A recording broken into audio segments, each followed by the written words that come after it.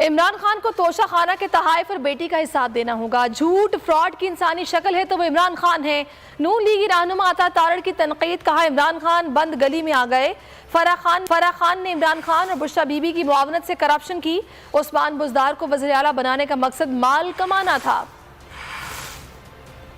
کا ایک ماضی ہے جس میں سیاسی جدوجہد کا جو وہ ڈرامہ رچاتے ہیں، اس میں کسی قسم کی نہ کوئی قربانی ہے، اس میں کسی قسم کی کوئی قید و بند کی صورتیں نہیں ہیں، اس میں آپ کو کوئی مشکل کا سامنا کرتے ہوئے یہ شخص نظر نہیں آئے گا۔ آپ اگر نظر دوڑائیں تو آپ کو پتہ لگے گا کہ وکلا تحریک کے دوران جب لاہور میں چھاپا پڑنے کا ڈر تھا تو یہ اپنے گھر کی دیوار پھلانگ کر فرار ہو گئے تھے۔ تو آج توشہ خانہ کے کیس میں جب آپ کے سامنے یہ ساری بات ہے کہ فرد جرم نے عائد ہونا تھا، تو آپ کتنی دیر چھپیں گے ٹانگ کا بہانہ کر کے؟ آپ کتنی دیر عدالتوں کی آنکھوں میں دھول جھونکیں گے؟ آپ کتنی دیر یہ ڈیلینگ ٹیکٹکس ہیں عمران نیازی صاحب، آپ کے ڈیلینگ ٹیکٹکس؟